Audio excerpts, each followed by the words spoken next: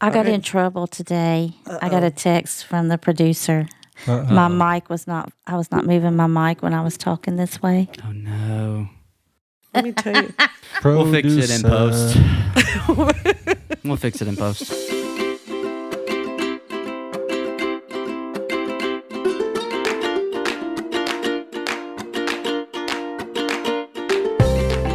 Welcome to the More Podcast, M-O-R-E exclamation point.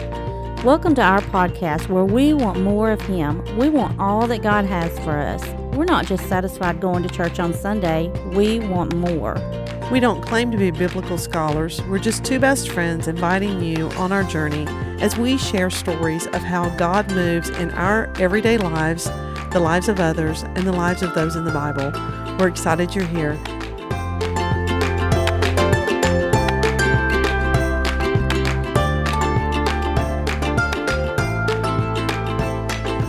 Well, hello, more podcasters. Hey, Sissy, how are you this week? Hello, I'm good. How are you? Again, if those of you who are new to our podcast, if you hear me mention to this lady right here, Sissy, that is AKA Jennifer Sloan, my bestie, and we're going to be talking about friends and friendship. Yes.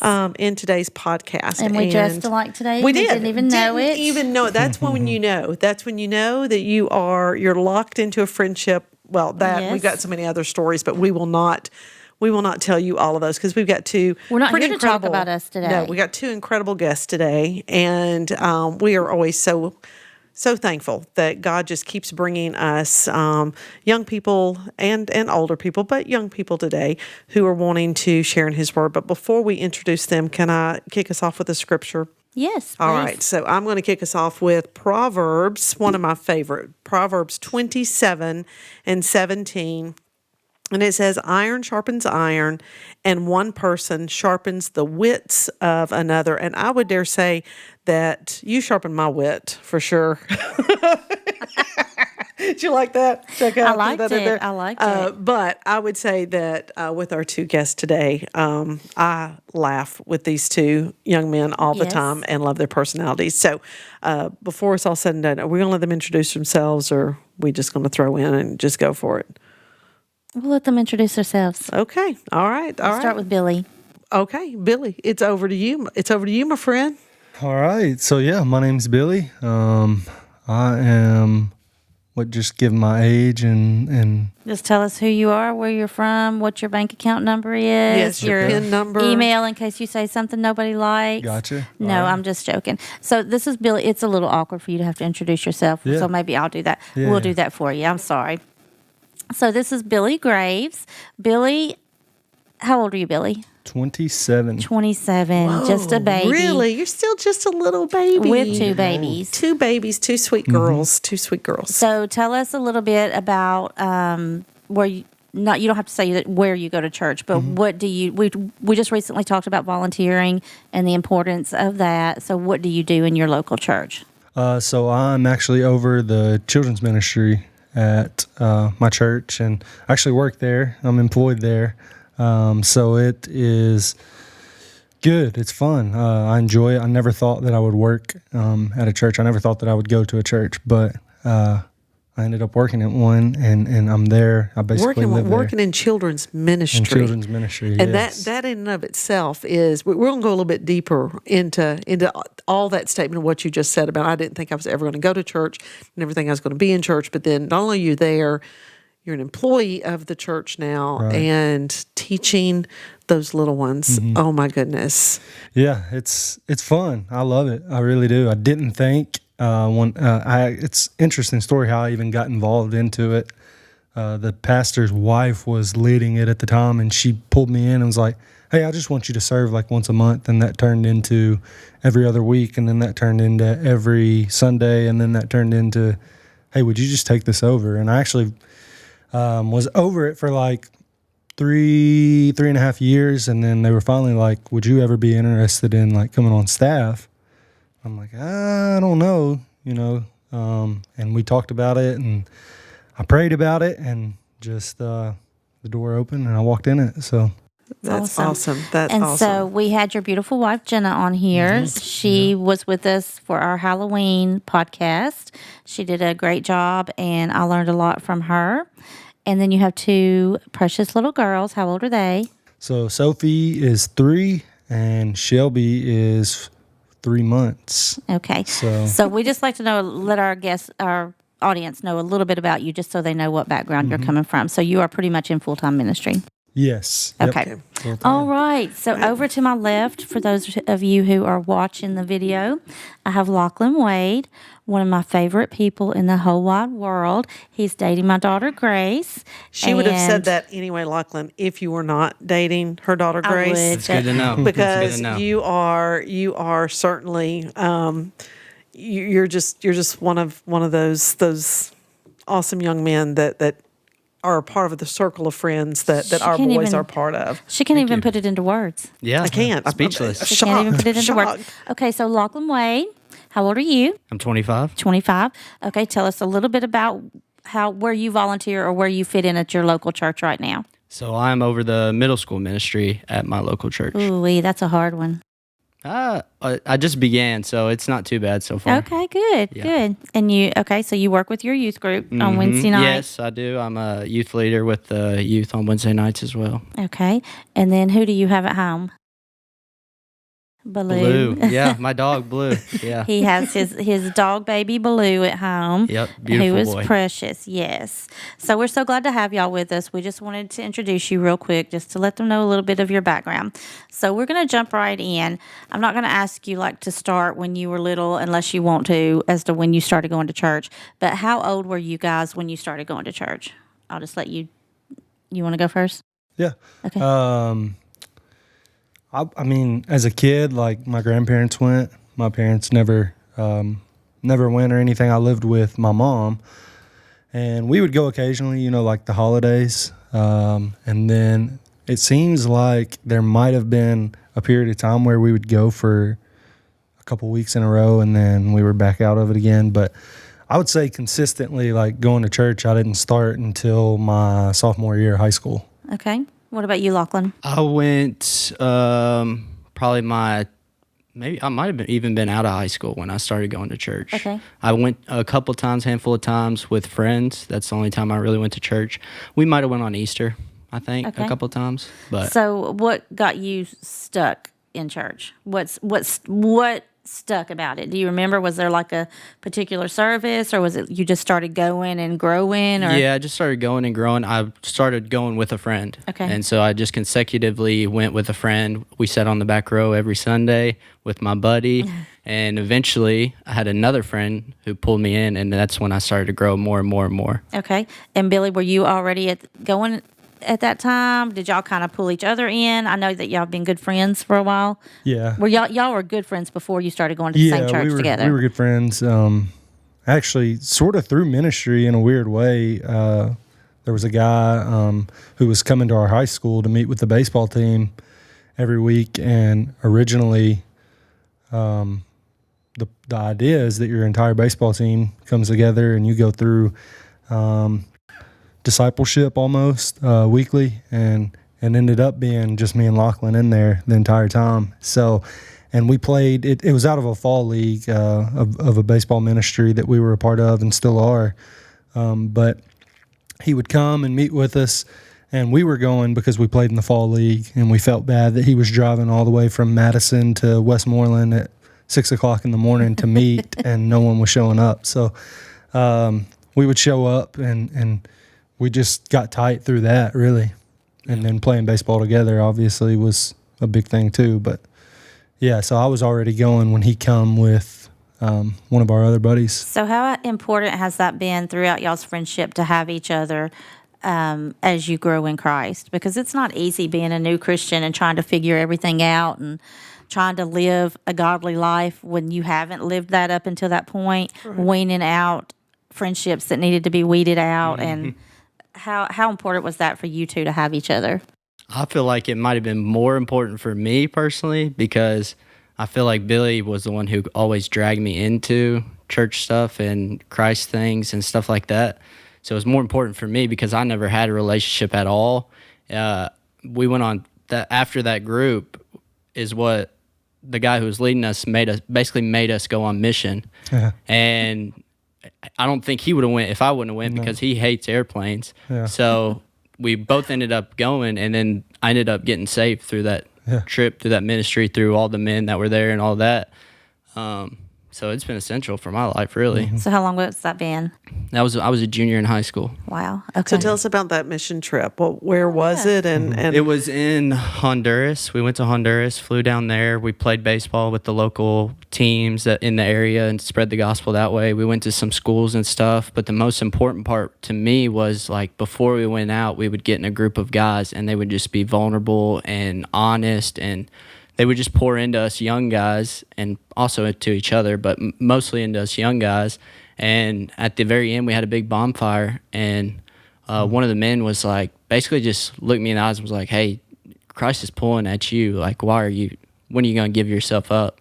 And that's when I was like, yeah, you're right. Like, it was like when he said that, every memory in my life of like when Christ was present was like being revealed to me in that moment. And so that's when I gave my life to him. Well, we talk a lot about the detention center ministry that we do, and just And they both did sometimes it. and you both have done that ministry with young men, and sometimes it's about those moments, right, Lochlan, where you're helping people identify where they didn't see Jesus because they weren't looking for Jesus, and then all of a sudden, like you said, the guy pointed it out to you, and then all of a sudden the Lord revealed it to you, all those moments where he was showing up in your life, and you were like, man, yeah, I never saw that. I never thought about that. And those are the moments I think that are most precious to me is when you see Jesus showing up in all of those moments and being so faithful and so consistent to us. When we talk about friendship, which is what we're talking about today, what better friend than Jesus, who never ever leaves our side. Yeah. Even when I think some days he should go running from me and closing the door, but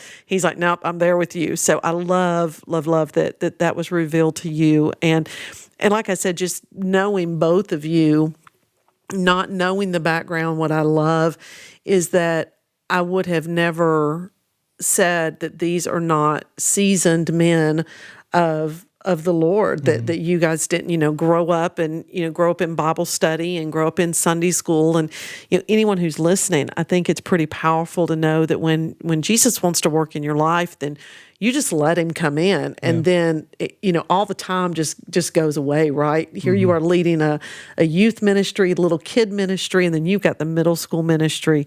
And that's what a wonderful answered prayers for those young men, and those little biddies in that worship service that you lead. Yeah.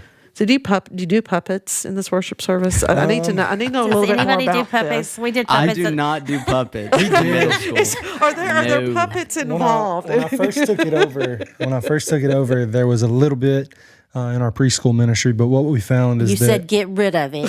they were more scared of the puppets Yes. than they were Yes. anything. So we were like, funny. let's kind of hold off on the puppets. It's funny that you're talking about puppets because Lochlan was at our house yesterday, Yeah, that's true. and Grace and I went to a some kind of shop. I don't know. She put her name in a drawing and she won a puppet. So Lochlan was That playing may with be one of my giftings. I didn't realize, but puppetry might be in the cards for me in the true. future. Yeah. Maybe yeah, wow. So we have had some puppeteering going on at my At the house, at the Yeah. house. Now, have you gone back to any other mission trips since that one? Yeah, so I've been to one other one. No, I've been to two. Yeah, I've been to two other ones to Nicaragua since then. How did Billy do on the plane?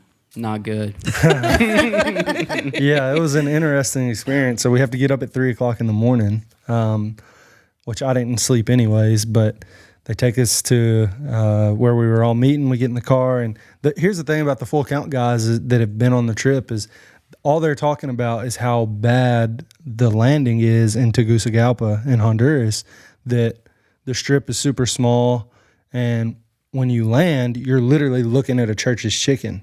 and they have to reverse to turn around. And I'm thinking, Oh, come on. They're How like- true could they? Right. yeah, I'm like, okay, it's not that bad. And then a guy shows me a statistic, like this is just the kind of people they are. Shows me a statistic like that it's the like Fifth most dangerous, land Gosh. in the world. in the world. And you've never flown And before. I've never flown. This is my first That's flight. awesome. That's awesome. So That's a good friend Yeah, right there. yeah. That's I a was good like, friend. okay. So I forget how long the flight was, but it was really long. And I was sitting. I had a window seat, which I don't know if that was good or bad, but I remember at one point looking around and everyone's knocked out except me. I'm wide awake. I'm like, I don't know how they're asleep. But we landed and it was no joke. You landed, there was a fence, and then it was a drive through of the Church's Chicken. But yeah, I didn't sleep the entire time. I watched the Golden State Warriors documentary like 4 times, and I don't even care about basketball. But that was the only thing that was on the thing. So yeah, it was interesting. But I made it, and then It was worth it, right? it was worth it. Yeah, Okay, got to good. see Locke give his life to Christ. Which an interesting story about us is I knew Lochlan in middle school. I didn't like him. I was like, I don't really like this guy. He's always with the principal, and he just seems like he never gets in trouble. And I don't know, something about him I just don't like. He's a good kid. Same thing with John Allen that was on or previously. I didn't like them because they were really good kids, I guess. But we've turned out to be, that's 2 of my best friends. So weird how that worked, but we grew up, me and Lochlan, very similar. Like our background is extremely similar. And I'll say about the mission trip, a lot went on, and I can remember like bits and pieces of it. But there's two memories. One at a school with a little boy that was just, it's super vivid. Like I can remember that little boy's name. I remember everything we did with him. But then the last night before we left, when Lochlan's talking about giving his life to Christ, we're all sitting around the fire, and I don't know why. That's so like burned into my memory of him, Lochlan crying and giving his life to Christ right there, and thinking like, that's crazy that I just got to see that like here in Honduras. So, but yeah, it was a good trip. It was worth it. It's amazing how you went there to minister to other people, and then you ended up giving your life to Christ. Well, actually, I didn't go to minister to anybody. I went to play baseball. So I just went because I was forced, actually, because he said, doesn't matter what it costs, doesn't matter if your parents say it's okay, you're going. Yeah. And of course, my parents were like, I don't care. yeah, do what you want. So I didn't have an excuse not to go. And you it went was to play all baseball. ordained by God. So That's a testament to that ministry. Yeah. yeah, we It's a love great that ministry. Yeah. Yeah. And y'all are still involved with that? Yep, we still coach with the guy who actually spoke that to me. Who Yeah. said, "Hey, do something about it." That's awesome. That's a great story. And I think that's also just, and this guy became a friend of yours at the beginning. I guess he wasn't what you would say was a friend, right? He's some guy that drove up from He's actually- Madison and y'all felt sorry for him. Yeah. Right. But talk about that friendship with him. Well, he's actually Billy's coach, so I actually didn't even have a friendship with him that much. I just remembered him being some bald-headed whack job. I don't know. He's goofy. That's all I'll say. And I just remember he just kept pushing me. I didn't even know the guy. Like the first time we went to that school that you remember Jorge at, he wanted somebody to be David and he was going to be Goliath. So he's like a Goliath looking kind of guy. Right. And He chose you to be the David kind of guy? he chose me to be the David, and I didn't even know that story at the time, and I was 16, 17 years old, and so, but he still pushed me to do stuff like that. Like it's almost like he knew or had been praying about that and knew God was fixing to grab a hold of me. So, Yeah. and then now he's a big mentor in our lives for sure. I love that. Well, talk to us about, I know both of you just growing up, what is your favorite Bible story? Whenever you said, I didn't even know the story of David and Goliath, and when I think back of, all the Bible stories and the different ones, which one stands out That to you probably right is now? one of my favorite just because of that experience. Yeah. I like to go back on those because I was 17 years old before I even heard that. Right. So I always like to tell that to our youth of like, hey, you don't know who it's possible that somebody's never heard the gospel or never heard even a Right. Bible story. That's right. So Even in the room with us. yeah, for sure. I mean, we Yeah. think we take it for granted. Yeah, definitely. Just because we live in a town that's very, I would say, Christian and, very spiritual, Jesus-filled people. So, but still, I mean, I never been here all my life and never really was in church, never heard that stuff. So that's why that one's probably, just from that experience, probably one of my favorite stories. I love that. Love that. What about you, Billy? Where do you lean in? I don't really know that I have a favorite. There's so many of them, especially in kids ministry. You go through Oh, a ton yeah. of Bible Oh, stories. yes. That's where I learned the most was when I was in When you kids were having to teach ministry it. and I Yes. had to teach it, Yes. and then you teach it on kids level. And that's what I Yeah. told somebody the other day. I was like, don't get caught up in all of this. Right. Get you a Bible, a kid's Bible, Yeah. and read Exactly. it. Yes. And then graduate to a Yeah. adult Bible. Well, and even still, part of my prepping I do out of a children's Bible, just because, sometimes you can Overcomplicate. overcomplicate sure, something yeah. that's simple. And so I'll read a lot of times through a kid's Bible and, help me prepare my message out of that, because they do, the people who put those together do such a good job. But I would say my favorite, I guess, if I had to pick one, would just be the parting of the Red Sea. Just the idea of that happening, of like, there is no way. You want us to go across here? How are we going to get across here? Right. Right. And then, God parting the Red Sea for them to escape. So just because that seems like crazy to me, and that's one thing I always tell our kids is like, hey, when I'm telling you guys this isn't something like I'm fabricating, like this Right. really happened. So, and I think growing up, I would hear that stuff from my grandparents, and I just never really, it's like, oh, that's a crazy story, but it was like everything else I watched on TV, just the story to me. So like to see that, even in my life, think of the things in the past that God's opened up for me to get through, has been insane. So, I think that's probably why I'm drawn to that story. If I had to pick a favorite, would be that one. Yeah, those are awesome stories. And again, just back to the power of God and how God uses people and uses the unlikely Yeah. people, right? He's always picking out the ones who you think, why did he pick me? Why did he choose me in that moment?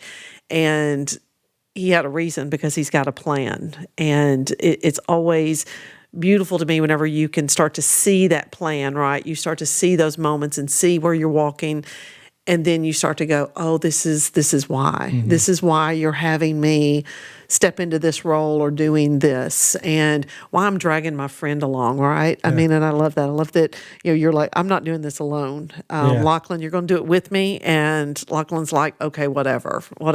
Yeah, that's exactly how it that's goes how it most times. Yeah. That's how it goes with us. That is how it goes with us. Yes, it's normally a, hey, do you want to go do this? Sure, why not? Or, hey, we're going to go do this. Okay, why not? So, yes, that's normally how it works with friends is, you have that trust and you have that fellowship with them, and you can just be yourself, with your friends, and be safe with them. It is a safe feeling. Yeah, for sure. Yeah, I mean, I would, when you asked me to look at, or think about a Bible story or Bible verse about brotherly love, I kind of was stressing because I couldn't, for some reason. I'm like, Lord, why can't I think of nothing? So, of course, I was studying and stuff, and then I actually heard it today, and it was just when Andrew met Christ for the first time. Mm-hmm. And the first thing he did was went and grabbed his brother. Yeah. And that's Yes. literally what Billy does to me Yes. almost nearly every time, like going on mission. And then after that was the encounter came up, probably going to church in general, because I got saved, but I didn't get baptized till I was 2 or 3 years later, till after an encounter, where I realized that I was being lied to the whole time about baptism, what it meant, what it was. And so, but that was, Billy dragged me into that encounter, which really affected my life hugely. I would say it's probably second to my salvation, but also into kids ministry. As soon as he got into kids ministry, I was in kids ministry, and I didn't even really have a heart for kids that much, if I'm being honest. But I recruited him quick. I was did like, fall "Come on, in we love gotta go." with kids once I got into that ministry, but And more often than not, I see Billy dragging me into stuff where he's like, "Hey, Jesus is over here, come on," Right. And it always prepares me for then my own thing. So like middle school ministry, I would never been prepared for that if he wouldn't have dragged me into kids ministry to be, preaching silly stories to kids and all that stuff. So that's one that stuck out to me today, just when I heard it today. So Delene and myself were here Saturday at church for a women's gathering. I don't know, it was about 25 women that came. And we were supposed to be talking about missions and about missions in our local area. And we had praise and worship. And I'm not a crier. And I said this to those ladies. I was like, I'm not a crier. She's not. I'm the crier. Me too. I'm the crier. I'm the crier in too. the friendship. I will don't cry over everything. She doesn't cry. The last time I remember crying, I probably stubbed my toe. I mean, I don't mind crying. I have nothing against it, but I just am not a crier. So anyway, I was listening to those songs, and I just felt like God pinched me, and I just started crying because I thought, I don't care if it's 25 women in here. I don't care if it's one woman in here. It is amazing that you chose me in this life I live. And I don't say that arrogantly at all, but it's amazing when you have a relationship with God and then you get to share that with other people. And, tell us a little bit about that. I know that Grace teases me with Lochlan because y'all have prayer at your church on Saturday mornings and Saturday nights, and Lochlan goes to that. And he has a deep conviction about that because he feels like we should put the Lord above. I don't want to put words in your mouth, above anything else. I mean, that's definitely a conviction in my heart for sure. Right, and it's a good thing. I'm not saying that it's not, but and we say something, and I'm like, and we were going somewhere, and I said, well, tell Lochlan he can pray Saturday morning. She said, oh, he's got enough to pray for both of those. Trust me. She's like, he is a prayer. Yeah. So how important is that to you, Billy, to know that your best friend is going to pray for you, and that he is going to reach the throne room of heaven when he does? Yeah, it's huge, and I respect him tremendously for it because he gets up early all week to drive to Nashville for work, and then, Saturday mornings is just another one, and I'm more of a Saturday night guy, so I like to go at Saturday night. But yeah, he's one thing about Lochlan is he's genuine, man. Like it's just one of those things that's before he ever gave his life to Christ.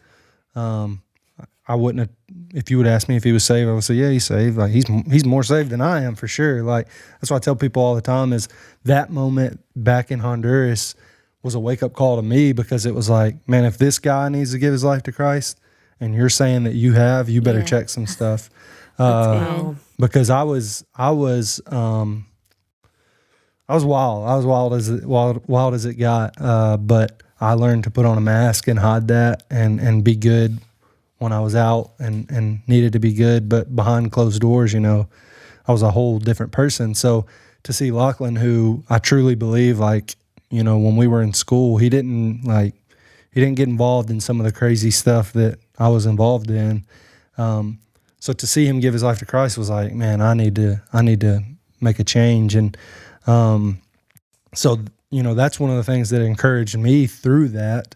But yeah, just knowing him and knowing his heart and knowing that he's sincere, and yeah, the prayer thing is, I do respect him because he does, like, I need to go to prayer, man. I want to do this, but I'm going to go to prayer. That's the key, though, is it's not that I am like, oh, man, I can't, blah, blah, blah. Yeah. No, I need prayer. Like, I need to pray for I need to pray for myself, but I need to pray for the church. Like, it just needs to be done. So that's why I do it. When and I'm with them whenever we're talking about you going to prayer, and I'll tell you, you remind me so much of the story of Daniel. And the reason that Daniel was so confident to be thrown into the lion's den was because, he got in trouble because he wouldn't give up praying. He wouldn't give up his commitment to prayer, and his enemies knew that. Daniel's enemies knew that they couldn't tempt him with other things. They couldn't tempt him with anything else, but they could get him by tricking the king into saying that there could be no prayer. And Daniel said, well, oh, okay, that, hey, y'all go ahead and agree to that. I'm not agreeing to that.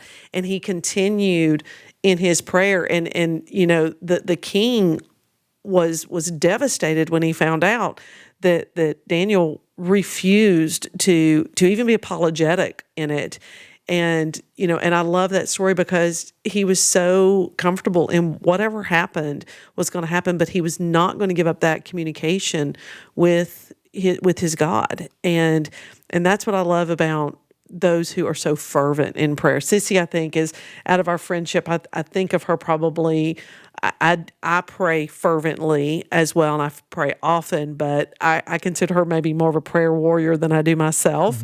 And so I know what it's like to lean in, and whenever you know that friend says, I'm praying for you or I'm praying for your family, then you just have this very safe and comfortable feeling, don't you, Billy? That, And that know it's okay. You know it's going to be okay because they've got you. Touch on something real quick that Billy said before I forget. My mind, I have to say it while I'm thinking about it. Yes. Billy, you were talking about how good he was, and that if he was like that, then you needed to check yourself. Yeah. Both of you, or either one of you, talk just a minute about how God is no respecter of persons. And this might be off topic for just a minute, but I feel like somebody's going to need to hear this. That God is no respecter of persons, and that you can't be good enough to get into heaven, that it comes down to our heart, and that you can't be bad enough to be kept out of heaven. Can y'all talk on that just a minute?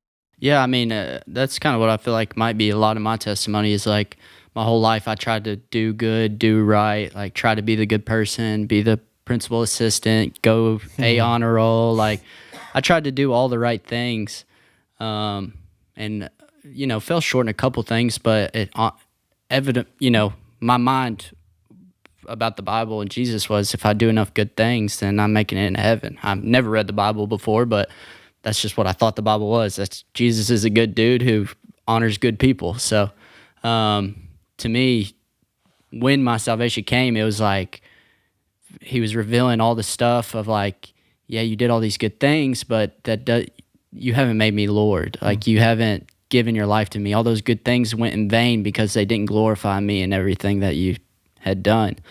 And also just pieces of the puzzle he revealed to me of like, this is why you're so loving. This is why you are morally good. This is why I put all these things in place so that when you did give your life to me, then you could glorify me through it. And now you speak about the bad part, Billy.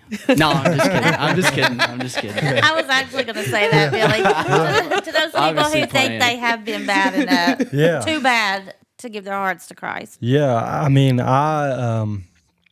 I had, I guess, a salvation moment when I was about 8 years old at my grandmother's church, and I went back the next Monday and probably was back, right back. It was one of those things where that happened I don't even know why I was at her church or anything. I just remember praying with some guys and then moving on, and I was taught that you're good now. You said that, like, everything's good.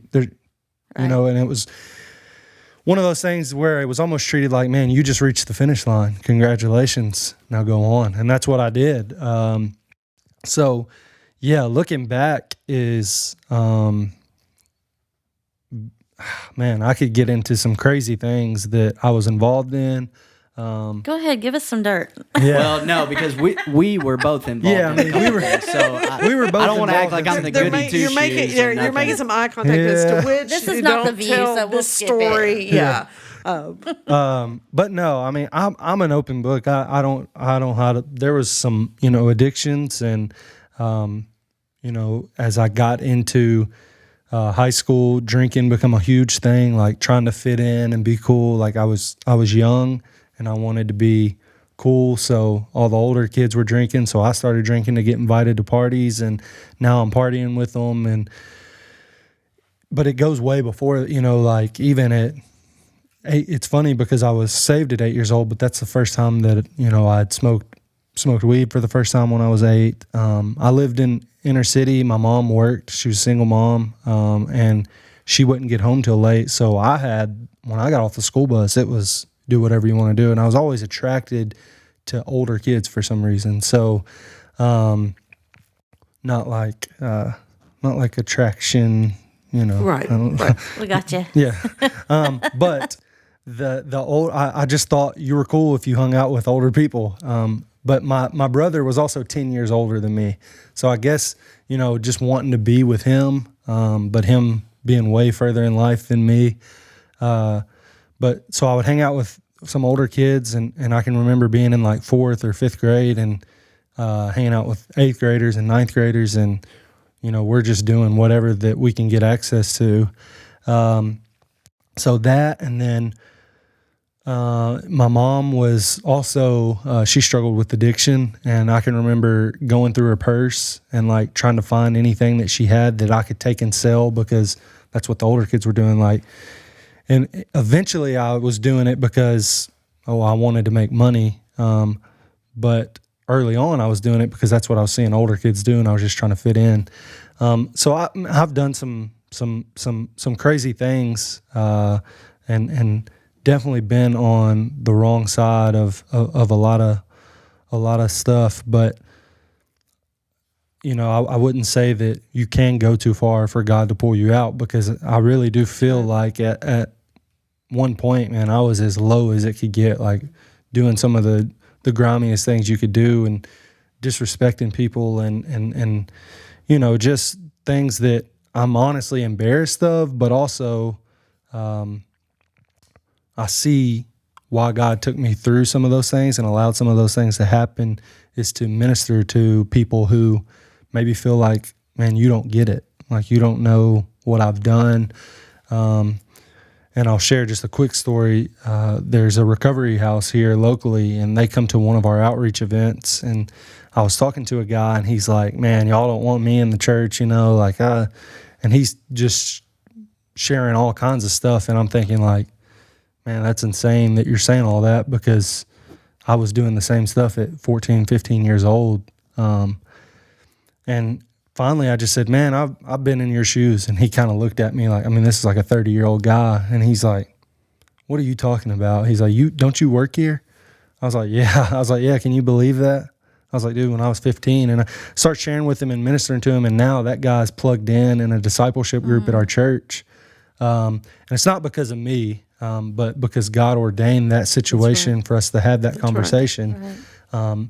And him go through one of the encounters that Lochlan spoke about, and just to see his life change has been amazing. But yeah, I don't think you can go too far. You hear people who have murdered, like, which you would initially think is just as bad as it gets, who, some of them become pastors. Like I used to listen to a guy on TV who was a pastor but was in prison for murder. And, when you surrender and God gets a hold of you, he can do with you whatever he wants to do.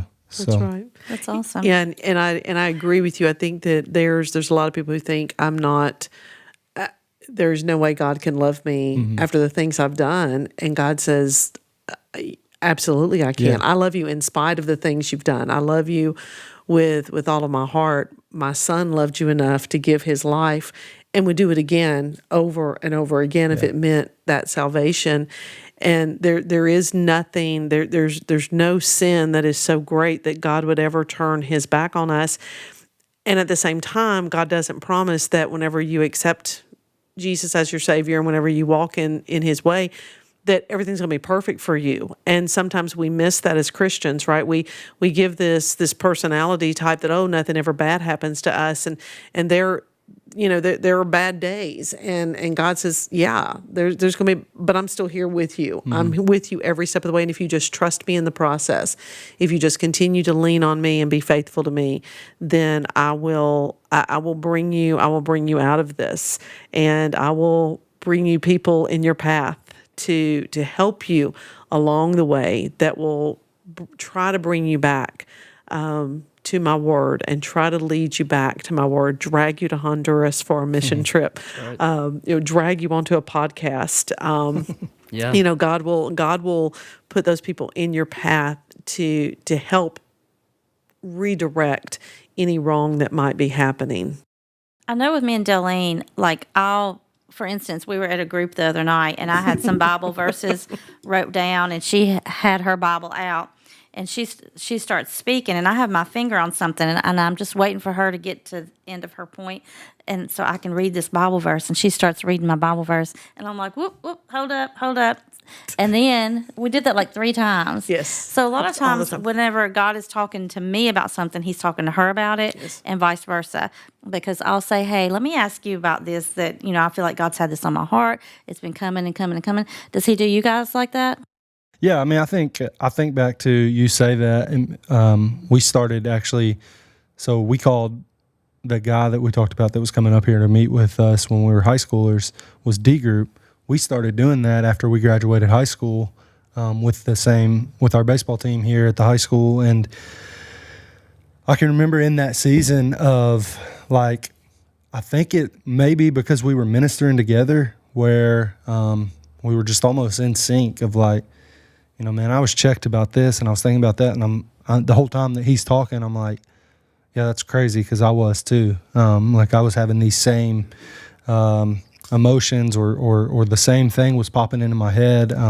So I wonder if that's what maybe that is just that y'all are in ministry together so much. Like you said, y'all are doing both juvenile detention centers, boys and girls, and then now you're doing this podcast, and I don't even know what else you're doing together. Well, y'all are doing a Bible study now together. Yes. So yeah, I think when you're ministering together like that he is, it's because he's doing something. So What would you say to those people, Lochlan, who say, I don't have anybody, I want a friendship like that, somebody to spur me on and encourage me, but what would you say to them, how to get that? I think I would honestly say pray. Pray that God would send friends to you. I got fortunate because God sent them before I even knew how to pray, really. But to me, I would say pray. Pray for a friend, and also keep your eyes open for the right friends. And they're probably already in our sphere of people already. We just have to figure out who that is. Yeah, I can think of somebody specifically that I've just now started thinking like, man, I kind of want to be friends with this guy. And we have nothing in common. I have nothing in common with this guy, and I'm not going to out this guy, but I've started to notice. Out him. I started to notice characters about him that were just of the Spirit. Everything he does is of the Spirit. Like he just he's just very Spirit filled, and everything he does, he wants to do through the Spirit. And to me, that's the kind of friend I want. Another story, because I did a lot of studying, I didn't want to be caught off guard during the podcast, but in the book of Job, God allows the enemy to come into his life, and then his friends come to him and they tell him all the wrong stuff. Right. And it's not that they were bad. They were, I guess, bad friends in the moment, because they didn't know what God was wanting to say. But they were servants of God. They believed in God, but they kept telling him the wrong stuff. They kept telling him, no, Job, you're a sinner. Yeah, like, you're you're crazy. not innocent. You're guilty. Yeah. And he's like, no, guys, like I'm good. And then after that, one of the friend's sons comes out and is like, basically hammers Job for justifying himself and not God. And to me, in that moment, when that guy stood up, it was all of the Spirit. Everything he said come from God. And that's the kind of friend I want to speak into my life and direct himself towards my life. And the only reason I thought it was in the Spirit is because at the end of it, only the three friends had to basically repent and get forgiveness, and he didn't have to do nothing. Yes. Yeah. So that to me kind of stuck out of like, that's what I want to look at as a friend, somebody who might put the hammer on if I'm being silly, but who's always going to come from the Spirit and not come from his own opinion, because our opinions are not good. And I think about when Jenna come on, who's also my very good friend and Billy's wife, when she said her testimony, I did not remember that. Oh, really? Yeah, I honestly didn't remember saying that to her, and but I think it was just the Spirit in me at the time that spoke into her. And that's kind of what I want for myself. That's why I look towards Billy, because I know he's always trying to grow. He's always trying to, even if he doesn't have it right, even if he's not perfect, he's still chasing after Jesus. And so that's why I keep him so close, honestly. Yeah, I was listening to podcast this week, and the preacher was saying that he wanted to be a moving target, that he knew the devil was coming after him because of what he was doing for God, and he knew that's when the devil targets you, is when your anointing is heavy, that's when the devil's really going to come at you. And he said, then is not the time to stop. Then is not the time to go and hide, hide in a cave and do like Elijah did whenever he was trying to hide from Jezebel. He said, then it's not the time. You want to be a moving target, right? It'd be harder to hit for the devil, right? Yeah. Just keep moving and keep pushing yourself forward. And back to, Proverbs, about the iron sharpening iron. To me, a friend is someone who pushes you in the good times, but also in the times where you kind of need, like you said, you need the hammer, right? You need someone to speak to you in love, but speak to you firmly about this is not good for you. This is not a good look, and we need to work through whatever this is. And so, I love, Billy, that you're that friend, man. Well, it's not all me. I mean, there's been some times where, like just like his salvation moment, but I mean, even now, and I can read this all day if I want to at work, but I mean, even now there's times where Lochlan's like checking me on some stuff of like, and that's what I like about him is, he's not afraid to say, hey man, you may be stepping out a little here. Cause like what's God saying about this? How does God feel about, this? Or should that have come out of your mouth just now? Like he'll check me, and I know where it's coming from. It's not a place of pride or anything from him. Sometimes it may rise up in me, and I have to check that. But he holds me accountable too, and I just drag him into things. That's really what he's trying to say. That's true. When I started coaching baseball, I said, "Hey, I need you to coach with me." That's true. When we moved about that. When we moved out, he did drag me into that. He's like, "Man, I got to move out. What are you doing?" I was like, "I'll move in with you, sure." I forgot about that. So he drug me into that. But then from then on, I've just been kids ministry. Then he, stepped out into that. But everything I do, I try and find a way to get Lochlan involved in it. And that's because y'all trust each other. Yeah, absolutely. 100%. And it's great to have that one person who can speak into your life and tell you what needs to be said, but they do it with anesthesia first. It's like, I love you, right? Yeah. Right. It's like, I'm coming at you with love before I say this. And so they give you that anesthesia before they lay it out there. But, we all need that one friend or 5 friends. I don't know. Darlene's my one friend that I can, I don't want to say vent because that's not something that we really should do.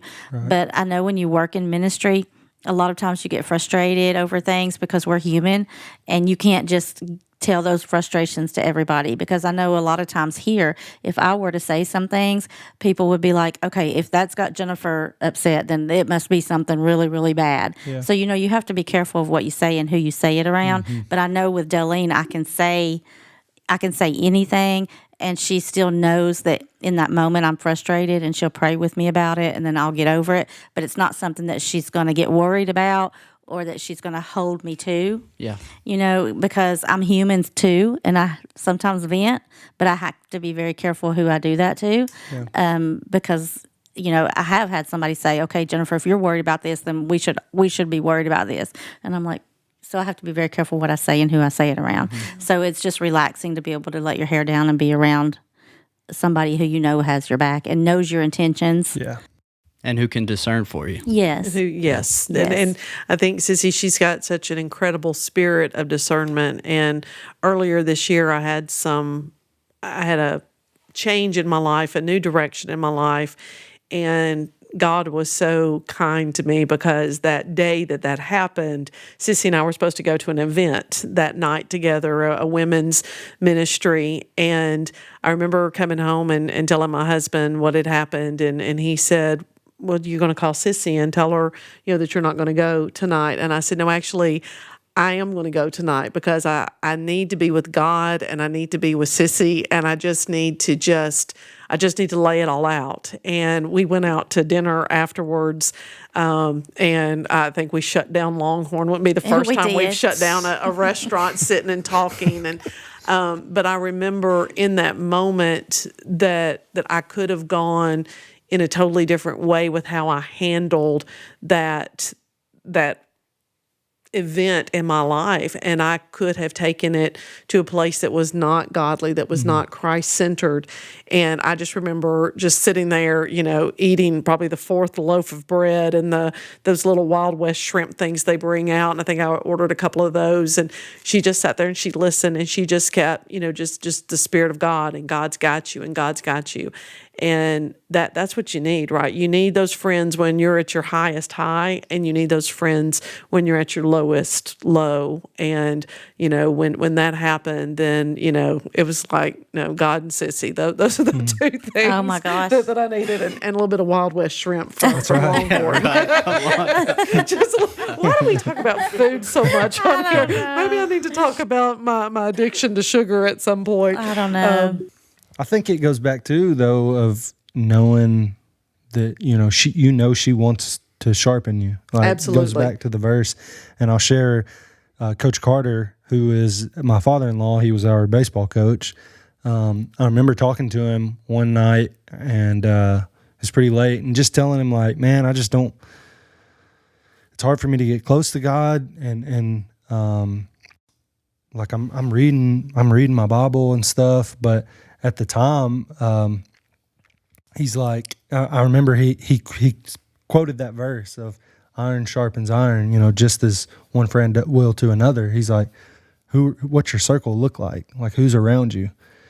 And it was like a punch in the gut to me, because I was like, man, he's right. Like, I'm doing all the stuff that I think is going to check the box off, but I'm not, I don't have anybody around me that's wanting to sharpen me. Like, we're all, interested in doing other things. And so when Lochlan come along, like, that verse come to me as iron sharpens iron. Like, we're in a ministry together, and we weren't perfect. We got it. We got into some stuff. I would, to answer your question about what would you say to someone, I would encourage you to find someone who was stronger in their faith, right, to help you along.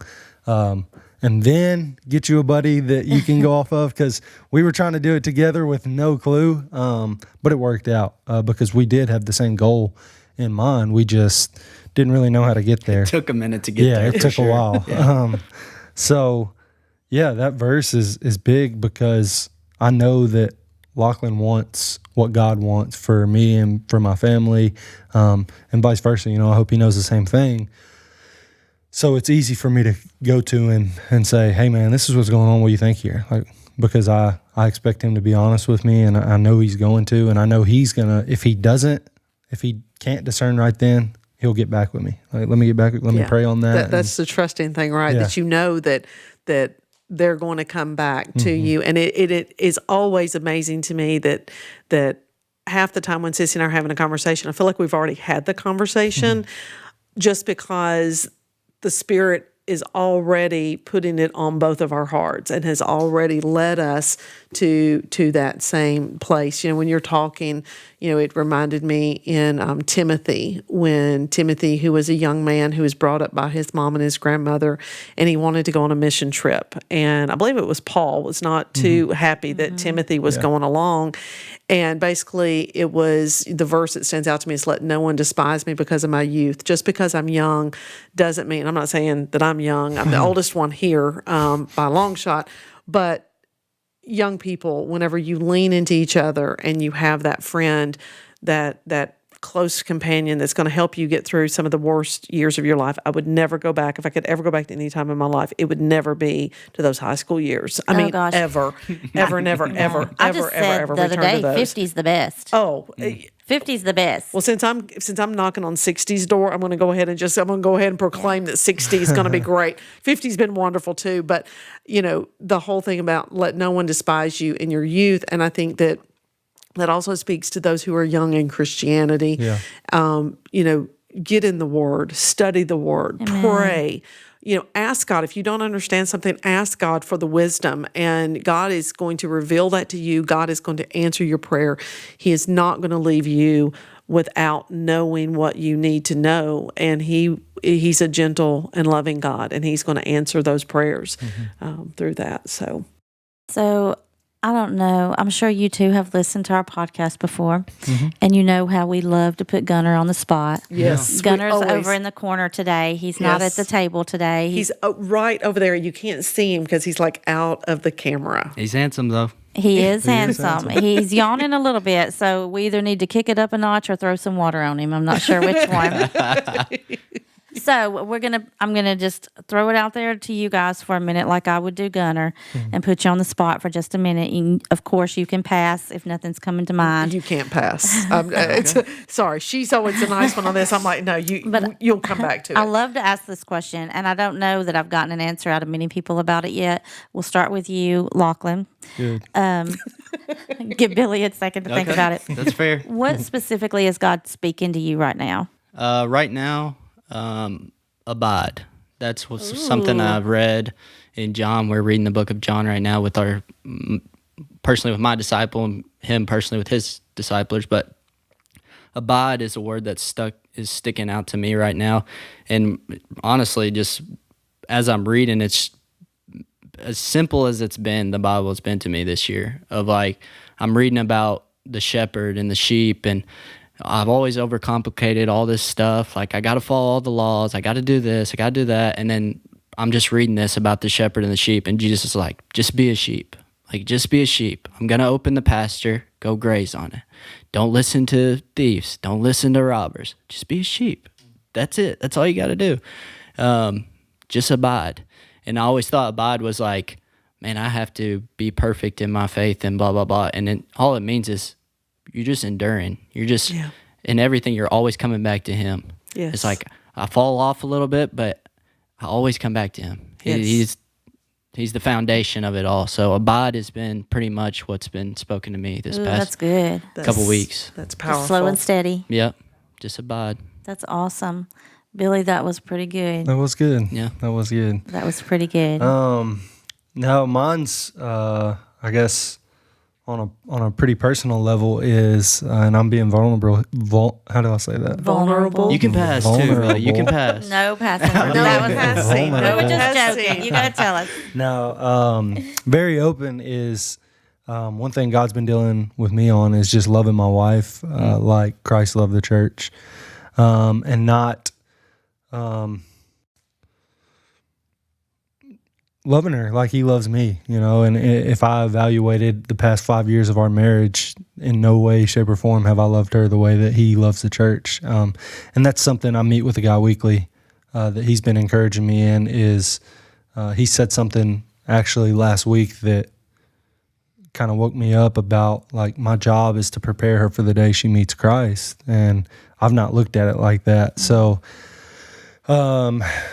just the past week, really, I've been intentional, trying to be intentional about loving her well, and not just telling her I love her, but showing her. Like, I hate doing laundry, so doing some laundry because I know that's one of her love languages is gifts of service or acts of service and receiving gifts. So things like that. That's what God's dealing with me personally on. Of course, we could get into ministry stuff, and I wouldn't even know where to start there. But personally, it's just loving her the way that Christ loves the church. So That's awesome. And that's all of powerful. our calling. Yes.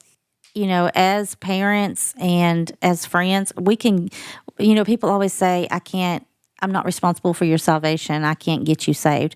And we can't, but we can get people to the doors of heaven. Yeah. We can get them to the doors of What heaven. was it We can't get them in, but we told- can get them to the doors of heaven. We told that one young lady at the detention center, she told us that she didn't think she could Oh, yeah. come That's a crazy to our story. Bible story, Yeah. our Bible study, because every time she wanted, then the enemy came against her. And we were like, well, just come to the door and we will drag you on in. Right. And we basically That's great. did. Yeah. We did. And but that's what it took for her and her willingness, right? And I think that willingness that you have, because in that same verse where it talks about, Christ loving the church, it's also, women submit to your husband.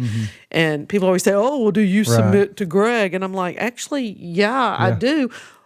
Because he loves me the way that Christ loved the church. Right. And so, I It's not hard to I lift him submit up. That's when- right. I lift him up as truly when when the Lord comes back, He's going to answer for our family. He's going to answer for our family unit and for our legacy as to that ownership. And that's that to me is just powerful, that that young people are thinking in those ways. Abide, and then just loving as Christ loved the church. And if you're not married, then still put that in your in what you need to do, is loving the way that Christ loved. And we can't. And I didn't mean that we could get people, that we can save people. We can't do that, and that's not what I meant. But we can live a life that pushes ourselves and others towards Jesus. Correct. Okay, so we're going to be closing in just a few minutes.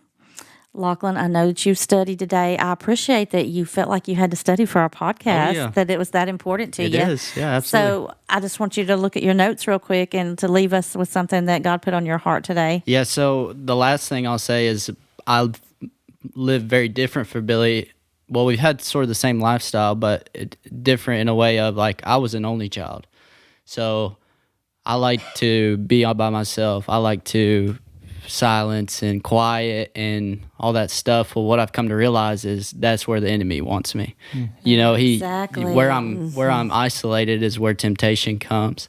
And that's why I think God put Billy in my life, and people like him, is because when I start to isolate myself, they don't let you. They don't let me. They'll call me and go, "Hey man, where you been? Like, I ain't seen you in a few days." And I think Billy's more of like that. And I want to see him. I want to, like, this is my friends, my family. I want to connect. And I'm the opposite. I'm like, I need a break for a minute. Like, I need to get away from you guys. But then when that break gets a little too long, they're calling me going, "Hey, it's been too long. Like, you need to." And it always is too long. It's always because, the enemy's trying to get me isolated to where, yes, it's good to have your quiet time and time for you to read your Bible and listen and just be quiet and listen to what God has to say. But I'm talking about where you're isolated to the point where you're just sitting at the house and you're watching whatever you want, and then it just gets worse and worse and worse and worse and worse. And I've had that happen to me in my life many of times. So that's why it's so important for us to be in pairs, whether that's a pair of friends, a pair of husband and wife, whatever that looks like. But God didn't create us to be by ourselves. So that was the last thing I really wanted to touch on, really. Thank you. Oh, that's good. And, who does that sound like, that conversation? Like, I like to be around people, but then I have to be by myself. Well, who is that exactly like? Not me. Not me. Who is that like? Not going to say it out loud on the podcast. We won't talk about her since she's not here. But we always would joke about Grace Marie because her cousins would ask her to come over and spend the night. And she was like, "I just can't do it. I just can't do it." And then That's Lochlan. But her cousin Ava, I remember I went in there one time and we had a conversation, and Grace is like, "I just can't do it." And I said, "Ava, you know that this is not anything personal against you, right?" And she's like, "Oh, 100%, I get it." And she's just rolling her eyes, But it's important to have people around you who know when you need your space too. Yeah, that's right. true. Oh yeah. Yes. You can always tell Lochlan, he starts to kind of pull away. And my wife is like, Jenna, y'all know she's been on the podcast. She's like, she swarms. And I have to pull her back sometimes, like, "Hey, he wants space. Like, just leave him alone." She's like, "No, tell him to come over and eat supper. Tell him to come over and do this. Tell him to come." I'm like, "That's not what he wants." Like, she's like, "He seems sad." I'm like, "He's annoyed by being around everybody. He needs." He's not sad. He's trying That's to go his home. look of annoyance. Yeah. So let him do that. Let him have Give him his some moment time. of He'll peace. be okay. Yeah. Well, thank you guys so much for coming today. Your relationship Absolutely. really does inspire us, and I hope it inspires other people. I know it will. God, I'm amazed at all the things that God is doing in your lives and Gunner's life and just your age group. Yes. Yeah. And the amount of people that you can reach that we can't reach. I'm just excited that I have a front row seat to it. And will you guys come back? Sure. Sure. Okay. Yeah. If All Billy right. drags me. I'll drag him back. Okay. All right. So, Delene, do you just want to say a prayer as we close today? Absolutely. Absolutely. Dear Heavenly Father, thank you so much for the gift that you've given us of friends, that the gift that you've given us of someone who we can lean into. And Lord, when we do not have that one friend that is readily available, just please put it on our hearts and let us know that you are that friend, that you are faithful to us, that you lean into us, that you know our every thought, our every care. And And God, we are so, so thankful to you. We love you so very much. And we love the way that you're opening our doors and opening our lives. And Lord, if anyone is listening to this podcast today, and if they're looking for that, if they're looking for, they've been isolated or they've been alone, Lord, if you'll just put your word on their hearts, send them someone that will pull them out of that darkness and bring them into your word and bring them into the friendship and the love that is your Son and our Savior. In Jesus' holy name we pray. Amen. Amen. Amen. All right. Shadrach, Meshach, Abednego. I think about these guys. So Daniel 3, if you need another great Bible story, study those three cats that loved each other enough and then got thrown into a fiery furnace. Jumping on in the fire, only to be right in there with God.